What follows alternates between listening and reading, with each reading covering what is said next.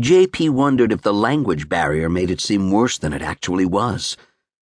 But he also suspected that his inability to completely grasp Esma's motivations was exactly what she was pissed off about.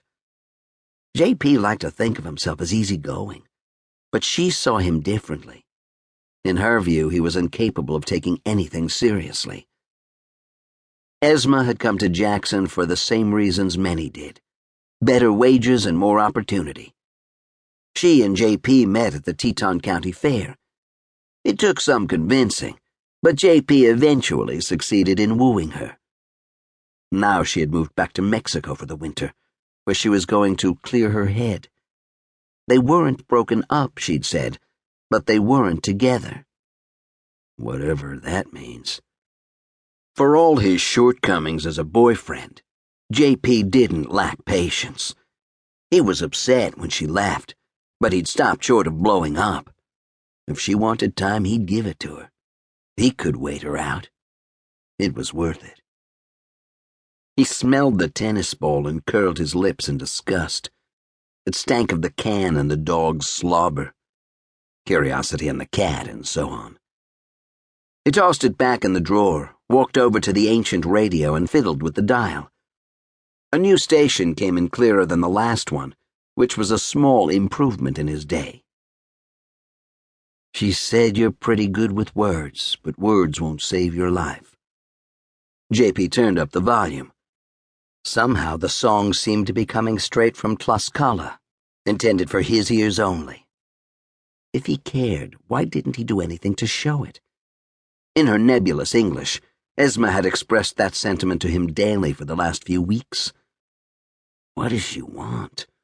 I'm not husband material, if that's what she's thinking. Though maybe that's what he was hoping for.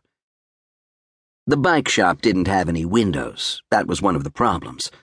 J.P. looked at the blank white walls around him, bearers of the harsh report from the ceiling fixtures. He'd read about sick building syndrome, which afflicted people who spent all day indoors with stale air and light, and figured this was what it must be like. Coyote was curled up in the corner, half awake.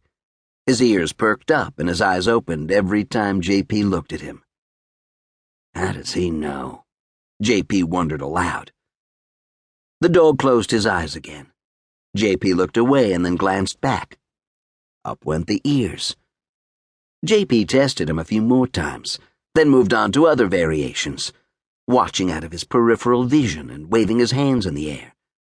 Could he trick the pup by sending invisible sonic waves toward him? The dog snored. J.P. finally turned his head toward him. The big satellite dish ears rose. Come on, buddy. I'm just messing with you. The mottled young healer sleepily lumbered over, sat on J.P.'s feet and gave him a solemn look. Sorry, dude.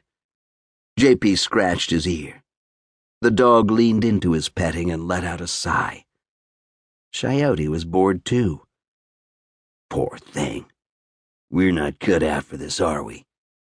The hound only cocked his head. Without warning, the bell rang. Someone was coming into the shop. Best behavior, Coyote. The dog rebelled immediately and yipped at the intruders, but settled back into slumber when J.P. glared at him.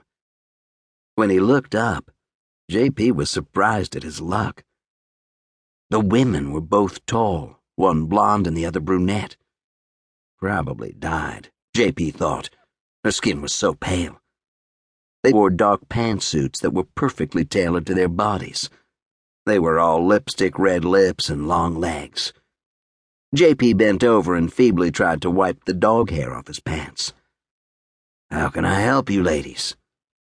The light-haired woman spoke with what sounded like a Scandinavian accent, but her English was confident. Just looking, thanks.